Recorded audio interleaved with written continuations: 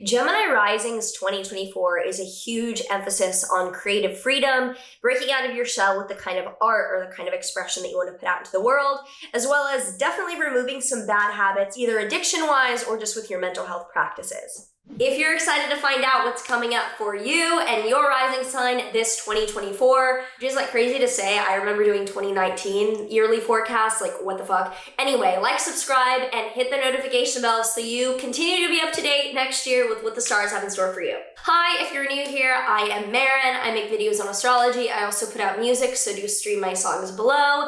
And if you want to enroll in any of my astrology courses or get a private astrology reading from me, all that info is down below as well. I take readings ongoing, and you can find all the info there. So we start out with January, February being an energy of really ramping up and accelerating energy. We're starting out on January 1st with Mercury stationing direct in your Sagittarius 7th house, showing that you'll have an easier time communicating with a partner or a deep, close connection early on in the year. And on January 20th, Pluto is entering Aquarius, which is your 9th house of foreign travel and higher education.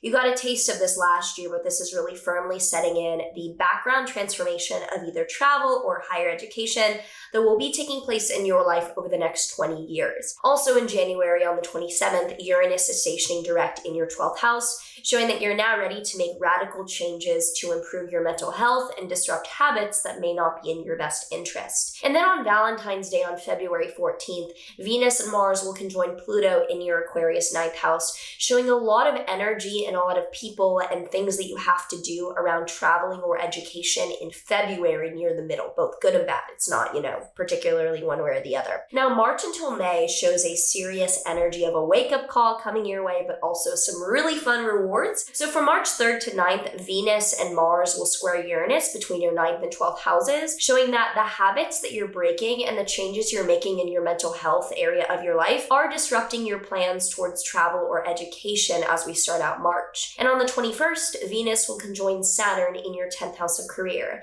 showing a seriousness about the reality that you appreciate knowing around your career going forward. Now on the 25th, there's a lunar eclipse in your 5th house of dating or creativity, showing that you're letting go of a chapter either romantically or ready to put something out into the world creatively that you are particularly excited about here. And on April 1st through the 25th, there's then a Mercury retrograde in your Aries 11th house. So you'll find a ton of reconsideration of the people that you're associating with and your group of friends this April. On April 3rd, Venus conjoins Neptune in your Pisces 10th house. This shows amazing, beautiful, transcendent energy around a career opportunity that you're probably creatively very happy about and very excited to get. Then on April 8th, there is a total solar eclipse in your Aries 11th house. This is probably the most important new beginning of next year, and it shows a huge new beginning of the community or group of friends or social kind of group alliance, like people that you're a part of an organization or a social group with. Huge new beginning with that this April. And on April 10th, Mars is going to conjoin Saturn in your Pisces 10th house of career.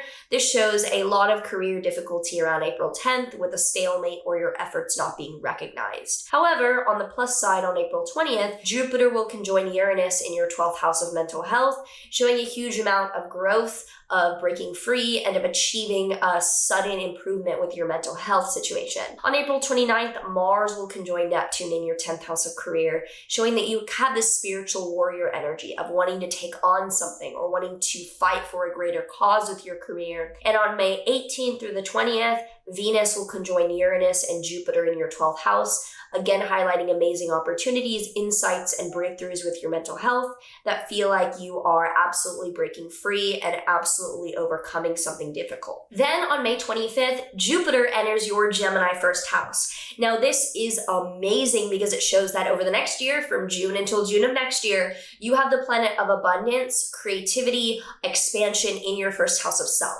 The second half of this year is huge go time for you breaking out of your shell, taking those mental health breakthroughs and putting them into a new version of yourself and really, really coming alive here. Now from June until August, it's a pretty dramatic summer, but not that serious. Why did I just give a peace sign? I meant to do, I don't know. On June 8th, Venus is going to square Saturn between your 1st and your 10th houses. This does show that you are being very attractive and getting a lot coming your way when Venus is in your sign this June.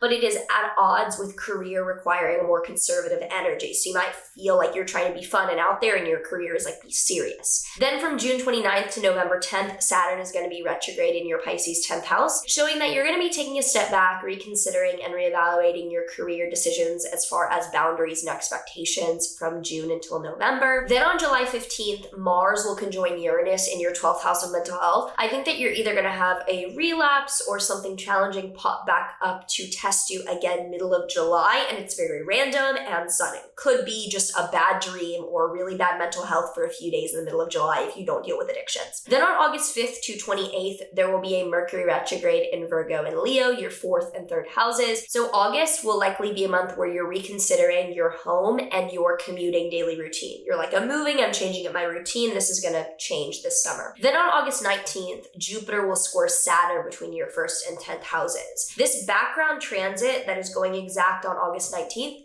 shows an energy of the second half of this year of your expansion being at odds with career requirements. Then from September until the end of the year, it's a lot of going inward to focus energy. September 1st, Pluto retrograde re-enters Capricorn to finally tie up some last loose ends in your 8th house of finance and investing.